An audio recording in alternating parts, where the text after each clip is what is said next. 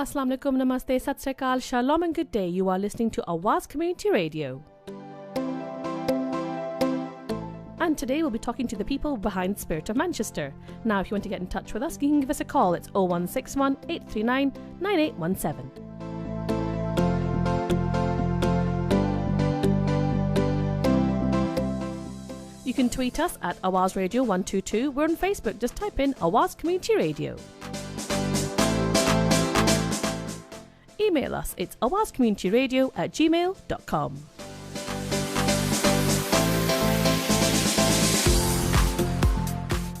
You're listening to Awaaz Community Radio with your host Syra, and my guests for today are Mike and Adele. And Adele is somebody you will have heard recently as well. So welcome to the studios for the first time, Mike. Hi. And welcome, Adele. Thank you. It's good to be back. I'm glad you're happy to be back. So you're a professional now. Not quite.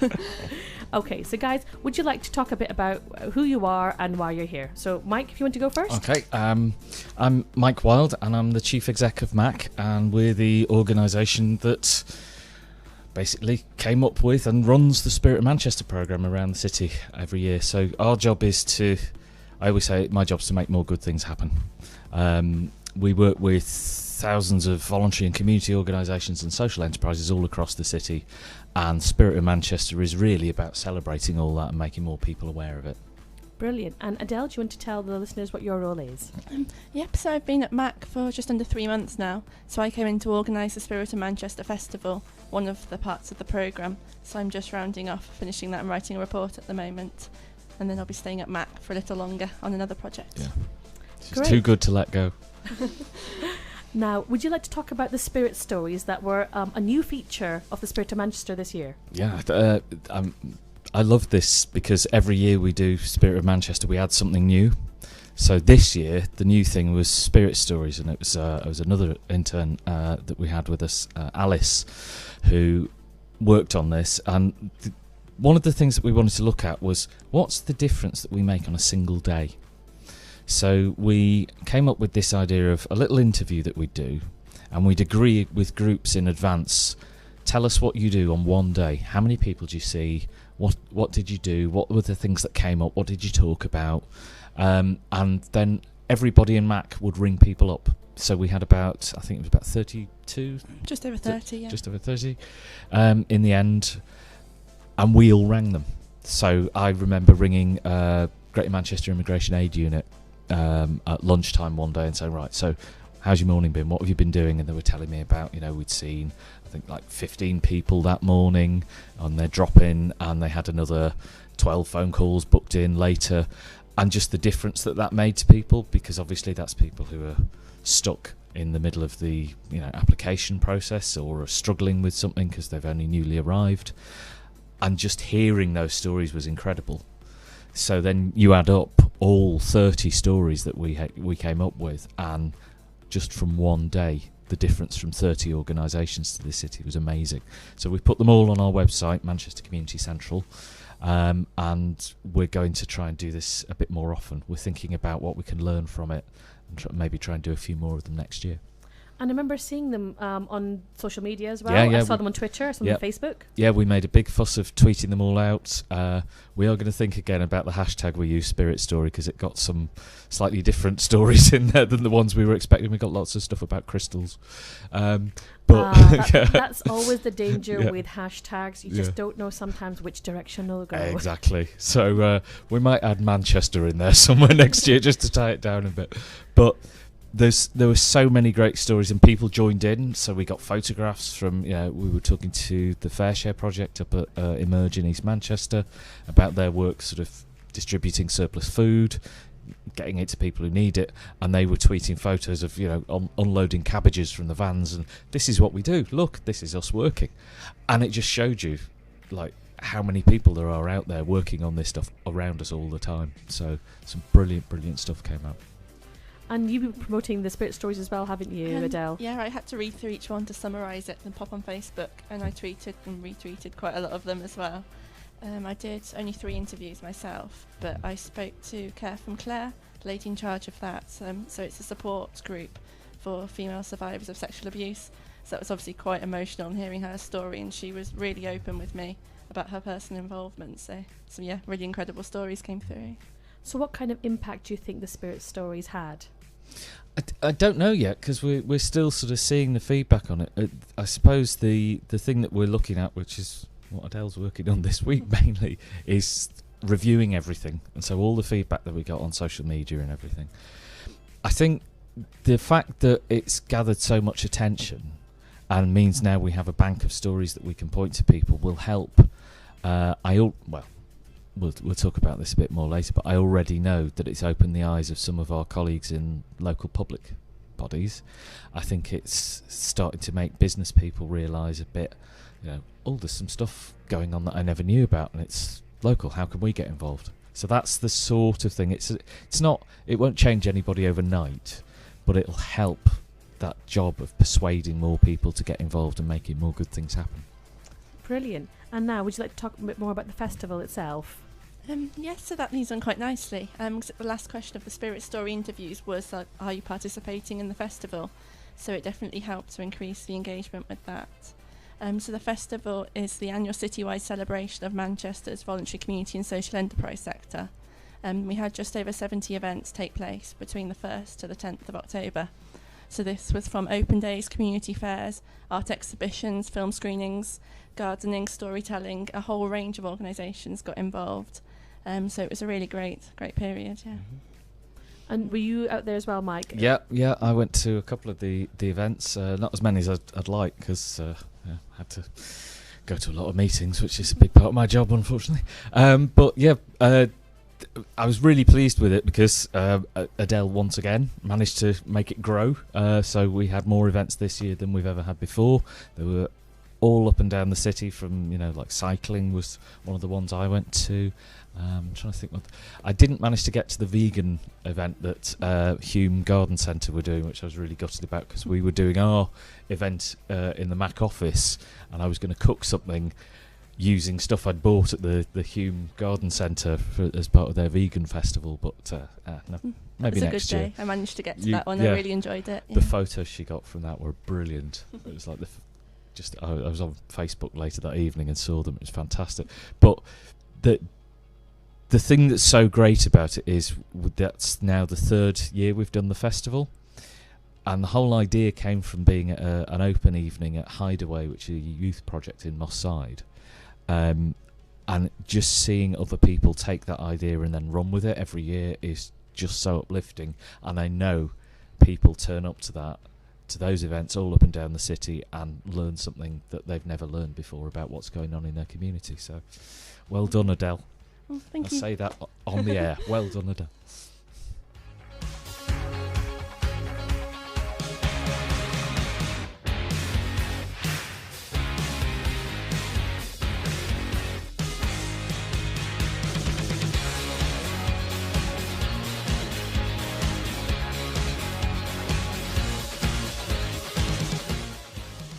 So Adele, you've been out and about as well with the festival. Yes, I tried to go to as many events as possible, but obviously it wasn't all of them. So the first event I went to was at the Inspire Centre, and it was their celebration for National Older People's Day. And this was such a good community. They were so welcoming to me, inviting me in, and I went round, spoke to lots of people there, and took pictures with our selfie frame that we got made.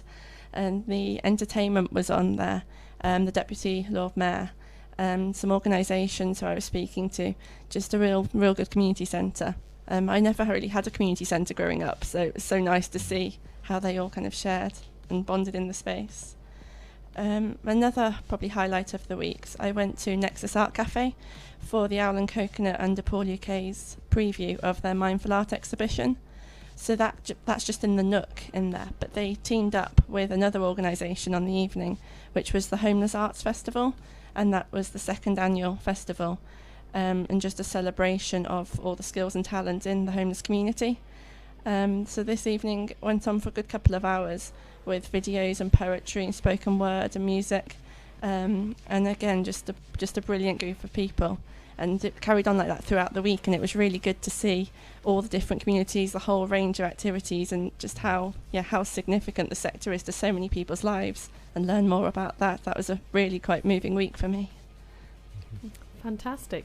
And shall we move on to the awards now? Yeah. Talk about the awards. And our listeners will be aware that we were nominated for an award under the category of equalities, and we were so delighted, really were, to have been shortlisted. And we, the radio team had a fantastic night. So thank you so much for organising that. It was a great night, and so hard to pick winners. Yeah. I'm quite glad about that, though. I mean, in a way, it's it should be. Even if we do say so ourselves. Yeah. We found it really hard. Well, just a reminder to our listeners, with the Spirit of Manchester Awards, it's the people who go on the night get to vote. It's interactive voting. Yeah. So who came up with that?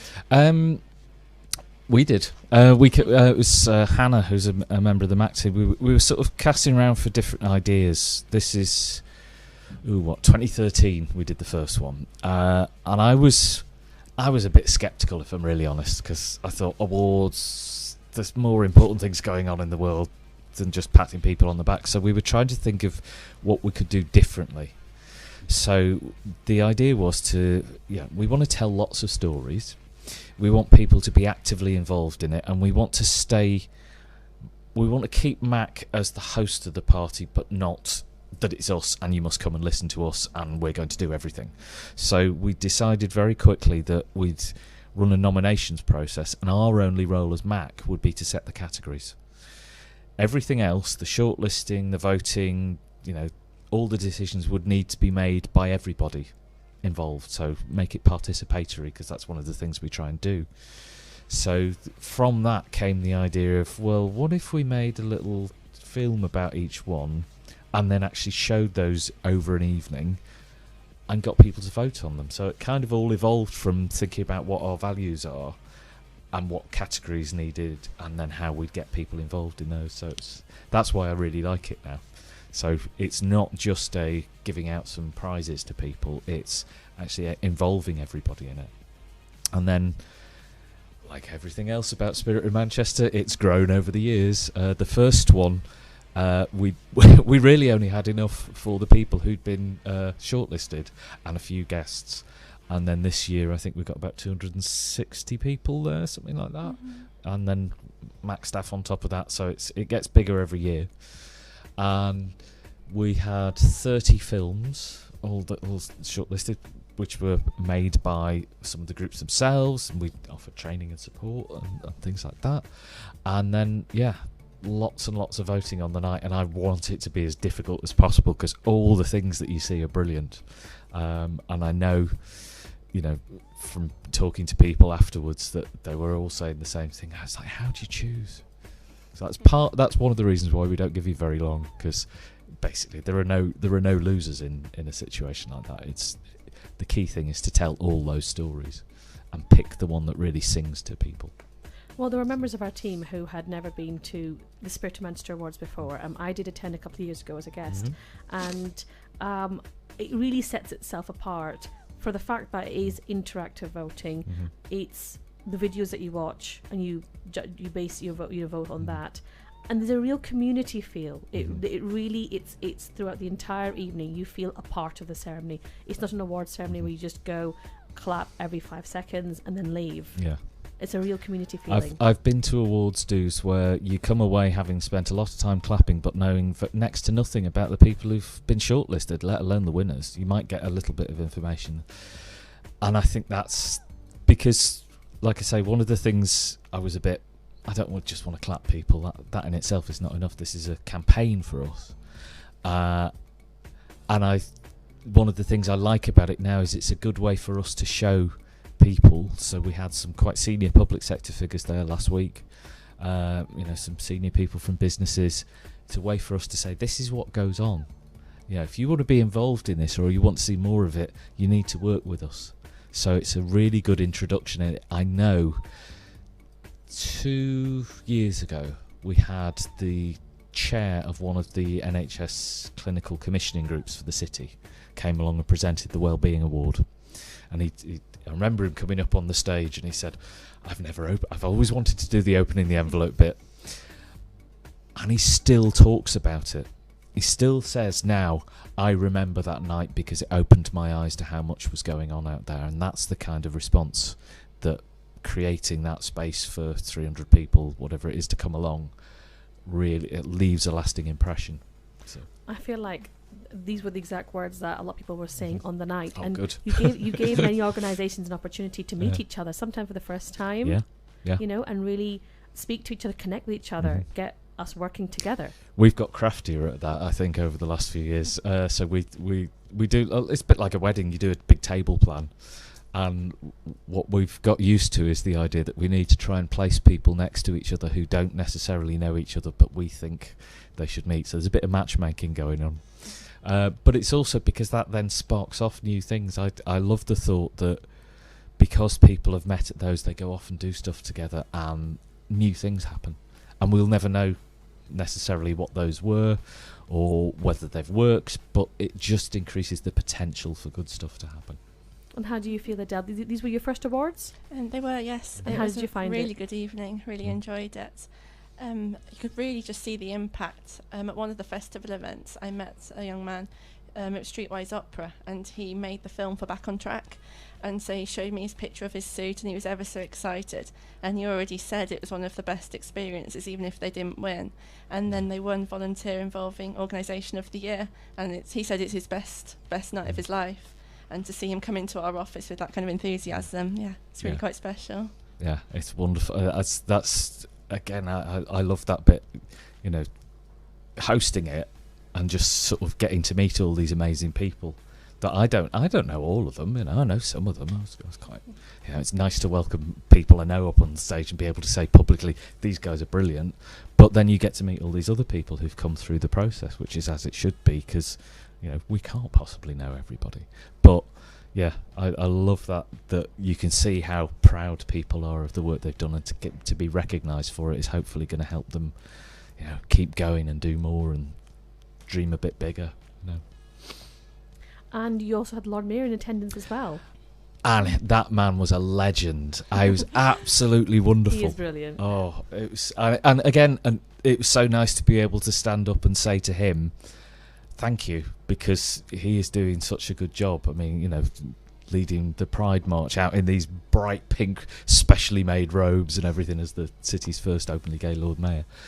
And normally, you know, an awards do, you expect the guest of honour to sort of sit there and be a bit sedate and just sort of, look very important. He was up and down and all over the place, photos with everybody. He grabbed the selfie frame that we had and was running round the place. He was a star. And then right at the end of the night, I mean, he must have been tired because he'd been out doing events all day. I'll never ever forget this. He came up to me. I was still on stage and we were doing an auction. And he'd scribbled a note on one of the programmes and said, I'll personally invite 10 people to come and have tea with me in the Lord Mayor's Parlour and give them a tour of the town hall, auction it. And I'm sitting there reading this thing and thinking, wow. And that was spur of the moment? That was completely spur of the moment. I am framing that note that he gave me. So we finished the 2 items that we had for auction. I put this up. And people started competing against each other for it, and we got 400 quid. That's just amazing. Because he came up with that idea on the spot, walked up to me, and it was just brilliant. So that money's going to go into local groups now. So it's just because he was there and decided, I can do that. It makes such a difference, doesn't it, really? Yeah. You know, to have a mayor like that, just so enthusiastic and really just getting into the spirit. Yeah, exactly. He literally got into the spirit of Manchester. Fantastic. Yeah. So do you have any other words about the awards? I mean, how are you feeling now with the awards being over and the festival being over? How does it feel? A little emotional, I guess, particularly for me, because I'm not sure whether I'd be involved with it again. Obviously, I hope Mac continues to run the festival and the awards. Assuming they will, if funding continues. And so much work goes on behind the scenes. You worked on this for so long and so many months. You didn't have a summer, did you? You didn't have a summer. No. This was my summer. Yeah. Holiday at Mac. Yeah. But the nice thing about it is, and we see this with visitors coming into the Mac office. They can see the buzz in the office in the weeks leading up to it, and then the week of the festival. We've got somebody who's working on a national project who's sort of using a desk in our office a little bit, and it was her first couple of weeks, and she was saying, wow, the energy around here this week is amazing. You know, just seeing people so happy and pumped up for, you know, making all this good stuff happen. One of the things I love is the fact that people like Adele come in, join in with it, take an idea and run with it, and that makes more things happen every year. So that's why we keep adding all these bits, because every time somebody new comes in, we learn something new that they bring to it. So it's great. I love this bit. I'm quite glad now that we can you know, get back to some other things for a bit, but we're already starting to think about next year. Going through the feedback and that from the festival, from the awards, some really nice emails coming through, and there and comments on Facebook, on Twitter. I've done a survey for the festival for the organisations, and people are saying useful feedback, constructive, obviously some criticisms, but mostly it's just so positive. Yeah. And a little highlight of the evening, and I know you talked to Anika last time. She came up to the stage and just whispered to one of us that we were trending nationally on Twitter, and I never thought we'd get that. What an achievement. It was like, and I know it's kind of a techie thing and everything, but just to have something that started purely in Manchester get that level of attention nationally. It was competing with The Apprentice, I think, so we did really well there. Yeah, so I was really proud of that. I think we all had The Apprentice on a record. Right.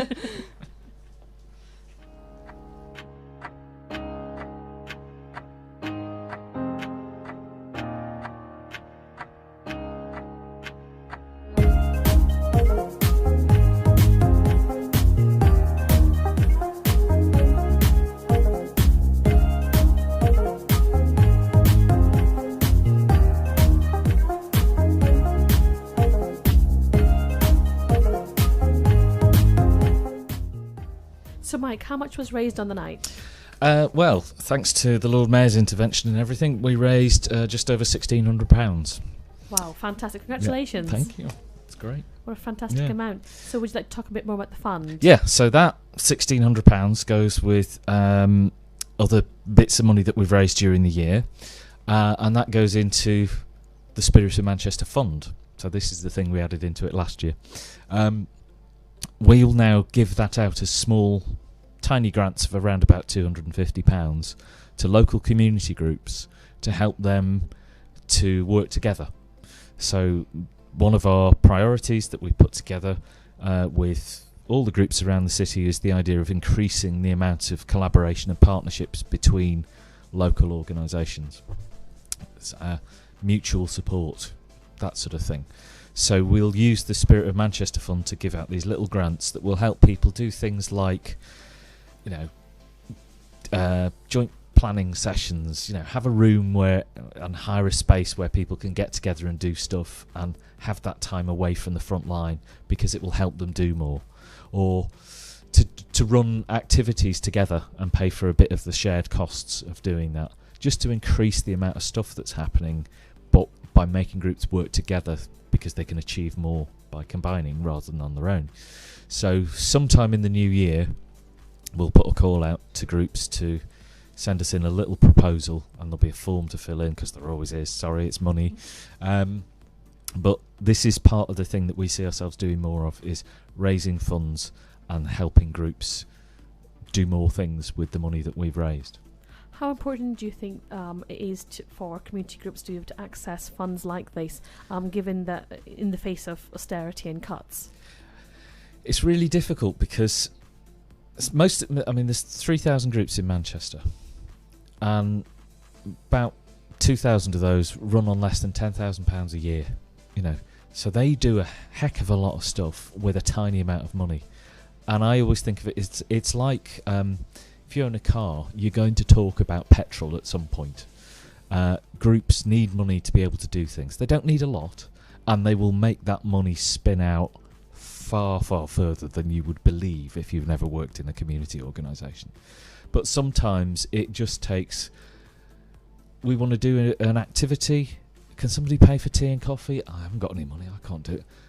Right, we'll take care of that. It will be the glue that makes it all stick together. Just somebody stepping in to pay for something like that, or to cover the costs of getting people to and from the place where you're meeting or whatever. Just that little bit of oiling the wheels can make a huge difference. So that's why we keep the grants quite small. It's focused on making things a bit easier to happen. It's not going to fund huge programs. But yeah, it is really important, because you can't do stuff without having some money occasionally. The voluntary sector doesn't like talking about money. I know we all talk about it all the time, but really we want to talk about the work that we do. But in order to get that work done, sometimes you just have to ask people for money. So that's why we end up making a lot of noise about fundraising as a sector. But really, we want to tell you about the work that we do. And I guess this is where business participation comes in. Yeah, and it's not just about asking the businesses for money either. We're trying to encourage businesses and voluntary groups to work together to think about how they can do more. So one of the awards that we give out is for business citizenship, which is about businesses doing things like creating accessible jobs or paying living wage, or working with community organisations to think about how they could do things differently. And I want to see more of that, because I think that's the way forward. What I don't like is this idea that we just go to businesses with a tin and say, please give us your money because we're really lovely people. We're better than that. We can be more creative than that. And I don't want businesses to kind of outsource their compassion to us, because people who work in businesses want to do good things as well. So let's find out what we can work together on, rather than just give us money and we'll go off and do it. And I guess you've already touched on this a little bit already about the state of the sector, the voluntary sector. How do you feel? So, well, we're about to find out. This is the big thing. So 3 years ago, we did a piece of research called State of the Sector. We did a huge survey. We actually did it across Greater Manchester in partnership with others. And for the first time, I was able to say there are 3,093 groups. It's a very specific number.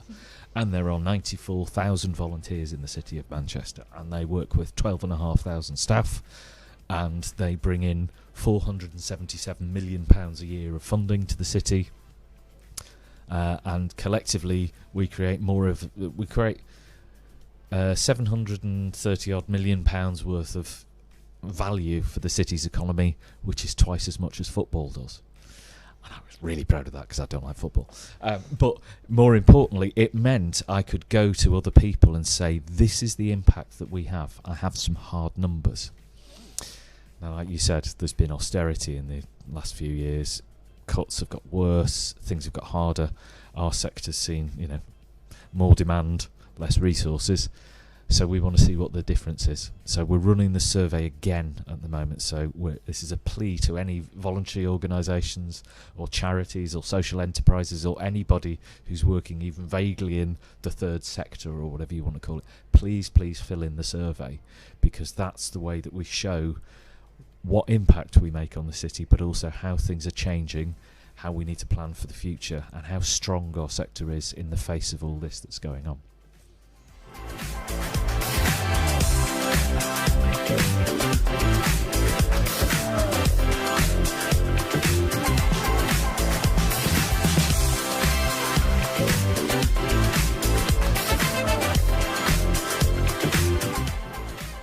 That's great, Mike. So would you like to tell our listeners as to how they can fill that survey in?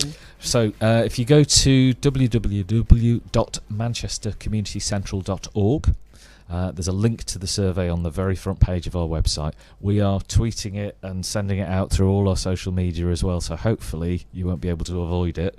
But you can get to it from the first front page of Manchester Community Central website. Brilliant. And your contact details for our listeners? Go to the Manchester Community Central website. Everything is on there. The MAC office number is 0161 834 9823. That's burned into my memory. We were talking about my history of MAC earlier. And you can reach us on Twitter at MCRCOMM Central, Manchester Community Central. I'm on Twitter as Mike Wild Mac. Predictably, it took me ages to come up with that one. And Facebook Facebook? as well, Spirit of Manchester. Mm-hmm. So it's not quite as busy as Twitter, but we're trying. We're growing Facebook. And we've got the volunteer centre that we run is also on Facebook as well, Volunteer Centre Manchester. I think Facebook's really good for organisations like ourselves, and I think for you as well, to have the kind of album of photos, the videos there. Mm-hmm. It's a great place to access the great work that you're doing in displaying that. Yeah. I'm playing with Instagram at the moment as well. I'm trying to get my head around it. So playing with Instagram as well. So I'm on Instagram now, trying to get some photos of voluntary sector stuff on there. So brilliant! We've got plenty from this period. Yep. To use for that. Thank you so much to Mike and Adele for coming in. Thank you guys, and congratulations. It's been a fantastic year for you guys. The awards went brilliantly. The festival was great, and you've raised lots of money for groups that are really going to need that money as well. Thanks for having us. Thank you. Cheers. You've been listening to Sarah chatting to Mike and Adele from MAC. Now, if you'd like more information, just get in touch with us. We're on Facebook. Just type in Awaz Community Radio. You can tweet us at awazradio122 or email us. It's awazcommunityradio@gmail.com. Thanks for listening and have a great day.